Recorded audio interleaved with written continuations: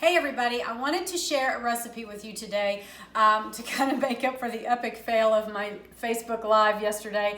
It was my first attempt to do that, and apparently there's something wrong with my speaker on my laptop, and I didn't know it until I got clear to the end. So I apologize for anybody who had to kind of wade through the muffled feedback that came on. I think I've got it figured out going forward. Still need to practice a little bit with that. So anyway, I made a recipe yesterday and it's delicious. I actually can't even remember where I found it. I tweaked it a little bit. If it's something that you'd like to have, you let me know and I'll type it up and I'll send it to you. But here's the long and short of it. This is a wild rice and mushroom soup. Now, yesterday's Facebook Live was on how to make bone broth. So I had thawed out a couple of jars of my last bone broth to show you in that video, and I went ahead and used it yesterday in this recipe. Now, here's the thing with bone broth. It's liquid gold.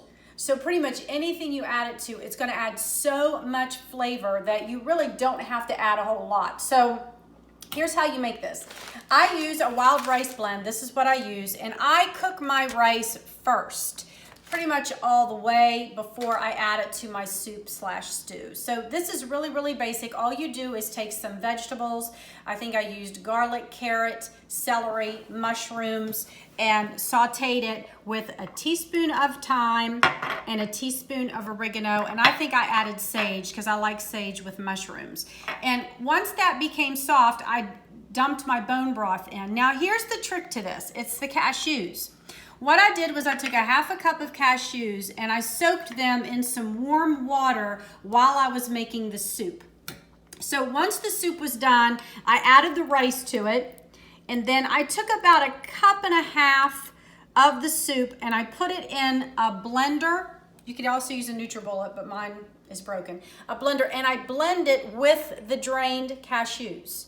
And then I put it back in the soup. So about a cup and a half of all of the ingredients in this soup were pureed and added back. Now, I typically use coconut aminos, and you've heard me talk about limiting soy intake. I'm out of coconut aminos, and I could not find any coconut aminos at the store, so I did add a tablespoon of the soy to the soup at the very end and stirred it all together, but it made a really big pot, so little goes a long way. But this is a delicious recipe. My husband and I had it yesterday for dinner. We're probably gonna enjoy it for lunch today. You can add chicken to it if you wanna bump up the protein, but if you leave it just like this, it's an excellent vegetarian dish with the exception of the bone broth. So I hope you guys give this recipe a try. Now, I want to give you a sneak peek of my bone broth that's been cooking since yesterday so you can see what it looks like as it cooks. Come on over here and follow me.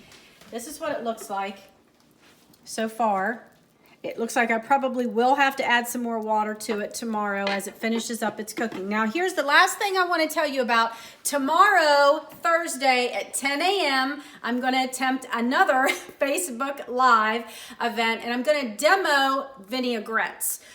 So many people are trying to eat healthy, and now's the time. You're stuck at home. You can get in the kitchen, experiment with some of these recipes, play with other things, you know, get your health in your own hands. But so many people start out with salads because they are relatively simple to make, but they negate the nutrients in the salad by dumping on bottled dressing that is loaded with soy and sugar and salt and sodium and who knows what else, chemicals and all kinds of stuff. And vinaigrettes are really, really simple to make, and you can use them for so many things. So stay tuned tomorrow at 10 a.m. for a live demo on vinaigrettes. Come with your questions. I hope to see you then.